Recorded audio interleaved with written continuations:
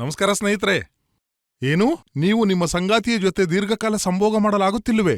ನಿಮ್ಮ ವೈವಾಹಿಕ ಜೀವನ ಸರಿಯಾಗಿ ನಡೆಯುತ್ತಿಲ್ವಾ? ಅಥವಾ ನಿಮ್ಮ ಕಾನ್ಫಿಡೆನ್ಸ್ ಲೆವೆಲ್ ಕಡಿಮೆ ಆಗ್ತಾ ಹೋಗ್ತಾ ಇದೆಯಾ? ನಿಮಗೆ ಸಂಬಂಧಿತ ಯಾವುದೇ ಸಮಸ್ಯೆಗೆ ಸಮಾಧಾನ ಸಿಗ್ತಾ ಇಲ್ವಾ?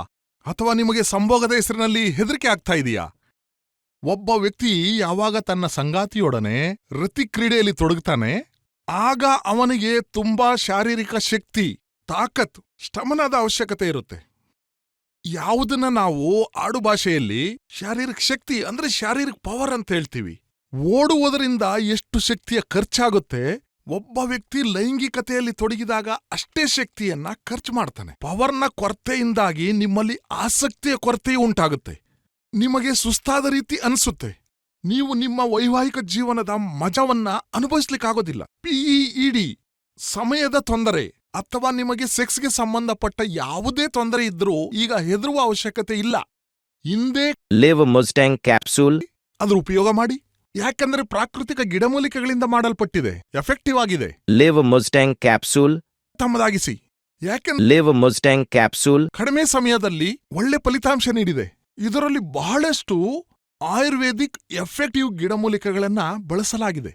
ಲೈಂಗಿಕ ಶಕ್ತಿ ಹೆಚ್ಚಿಸುವುದರ ಜೊತೆಗೆ ಈ ಗಿಡಮೂಲಿಕೆಗಳು ಜಾಯಿಂಟ್ ಪೇನ್, ಊತ, ತೂಕ ಹೆಚ್ಚುವಿಕೆ, ಸುಸ್ತಾಗುವುದು, ಕೆಟ್ಟ ಪ್ರತಿರೋಧಕ ಕ್ಷಮತೆ, ಚಿಂತೆ ಮತ್ತು ಖಿನ್ನತೆಯ ಜೊತೆಗೆ ಶಾರೀರಿಕ ಶಕ್ತಿ, ವೀರ್ಯಾಣುಗಳ ಸಂಖ್ಯೆ, ಲೈಂಗಿಕ ಶಕ್ತಿಯ ಸುಧಾರಣೆಯವರೆಗೆ ಇವೆಲ್ಲವುಗಳಿಗಾಗಿ ಕೆಲಸ ಮಾಡ್ತದೆ.